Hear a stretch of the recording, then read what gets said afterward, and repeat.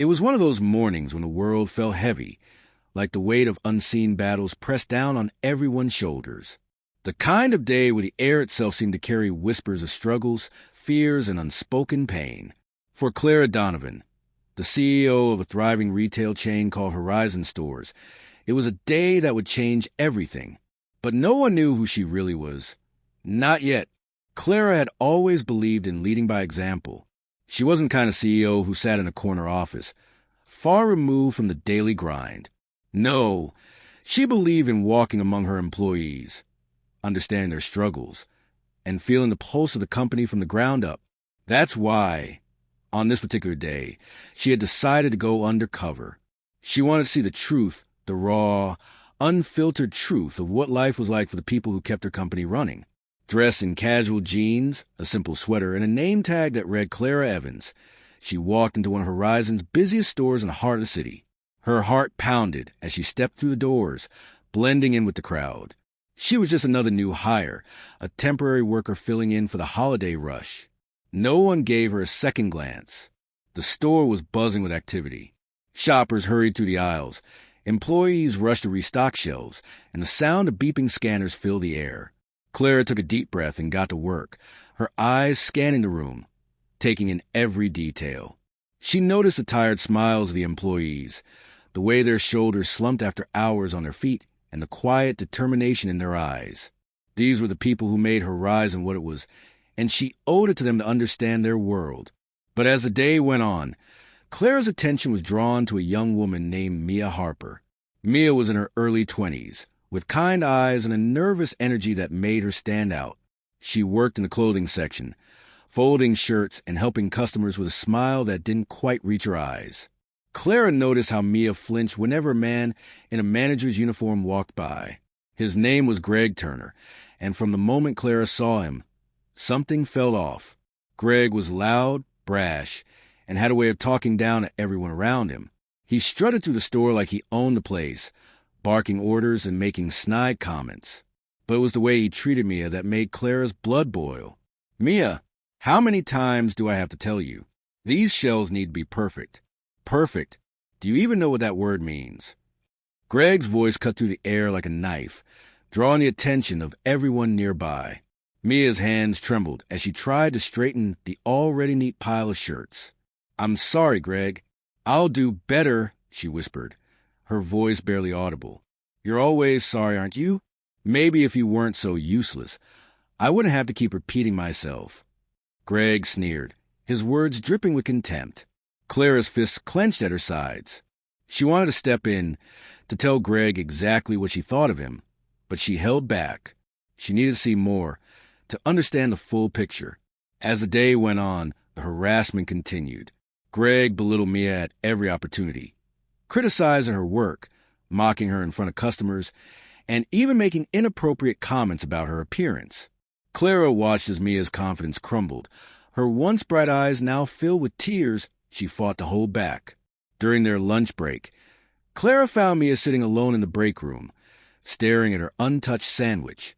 The room was empty except for the two of them, and Clara seized the opportunity to strike up a conversation.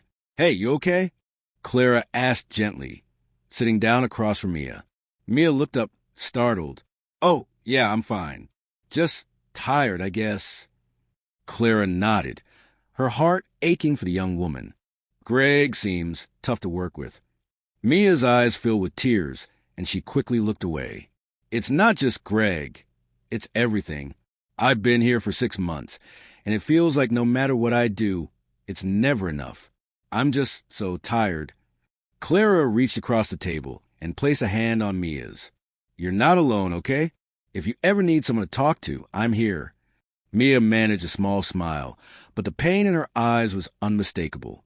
The rest of the day passed in a blur, but Clara couldn't shake the image of Mia's tear-streaked face.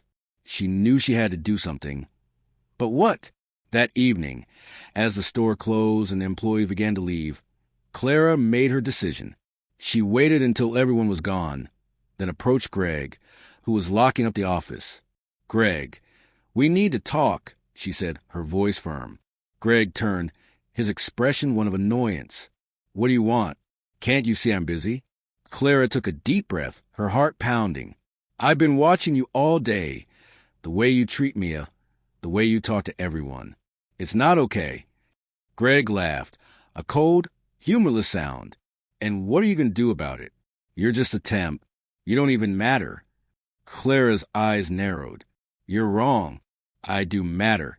And so does every single person who works here, including Mia. Before Greg could respond, Clara pulled out her phone and dialed a number. A moment later, the store's intercom crackled to life, and her voice echoed through the empty aisles. Attention, Horizon employees. This is Clara Donovan, your CEO. I've been here all day, working alongside you, and what I've seen has left me heartbroken. No one should have to endure the kind of treatment I witnessed today. Effective immediately, Greg Turner is no longer employed by Horizon Stores. And to Mia Harper, I want you to know that your strength and resilience have inspired me. From this moment on, you will be promoted to assistant manager, with a significant raise and the support you deserve. The store was silent, the weight of her words hanging in the air. Then, slowly, the sound of applause began to ripple through the building. Employees who had stayed late to finish their work emerged from the aisles, their faces filled with relief and gratitude. Mia stood in the doorway of the break room, tears streaming down her face. "Thank you," she whispered, her voice trembling. Clara walked over to her and pulled her into a tight hug. "No, Mia, thank you. You reminded me why I do what I do. This company is nothing without its people, and I promise you, things are going to change." As the employees gathered around, Clara felt a surge of emotion. This was what leadership was about, not power or prestige, but compassion, understanding, and the courage to stand up for what was right. The moral of the story? True strength lies in empathy. When we take the time to see the world through someone else's eyes, we not only change their lives, we change our own. And sometimes all it takes is one act of kindness to remind us of the power we hold to make a difference. Before we wrap up, I want to take a moment to thank you for joining us on this emotional journey. Stories like these remind us of the power of kindness, courage, and standing up for what's right. If this story touched your heart, made you think, or inspired you in any way, let us know in the comments below. Tell us where you're watching from. And don't forget to share this story with others.